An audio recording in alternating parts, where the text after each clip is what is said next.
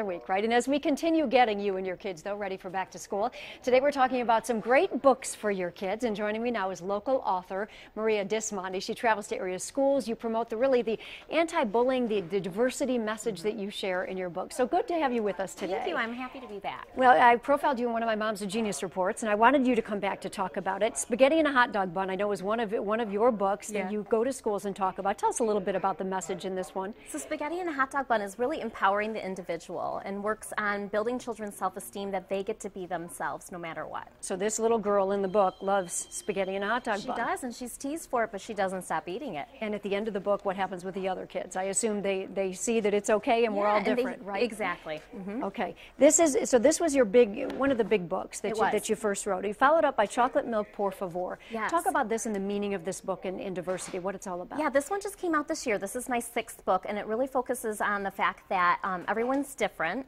So it goes along the same themes, but this time it's a different type of diversity. The little boy in this story does not speak English, and this was written based on a story of a student that I actually had in my classroom. You did? Okay, wonderful. And so many school districts today, there is so much diversity, great diversity in our area. So there is. It's neat to kind of share this message with our kids today. You also brought another table over here of some of your favorite back-to-school books, not the traditional books you say, so explain what you're talking about. Yeah, so I wanted to be a little untraditional when I'm talking about back to school today, because I believe reading books to children when going back to school, it doesn't have to be books about being afraid to go to the classroom.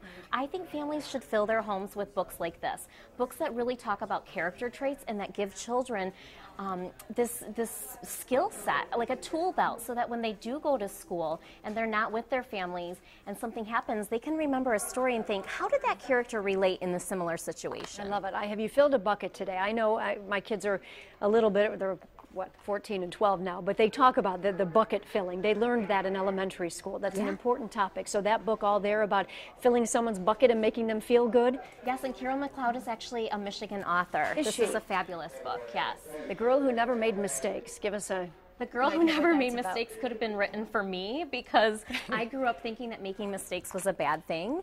And so this is a wonderful book. These are all, it teaches children to accept who they are and accept them for the good and the bad. I have a couple other books here that are very popular right now. This one, I Can Believe in Myself by Miriam Laundrie. This is fabulous for really teaching children to believe in who they are. And the Energy Bus is really popular in schools right now. It's about positive thinking for children. Wonderful. And I've listed all of these books plus some more on my blog today so that everyone can go. And you know, we don't expect families to go to Amazon or to the bookstore to purchase these books.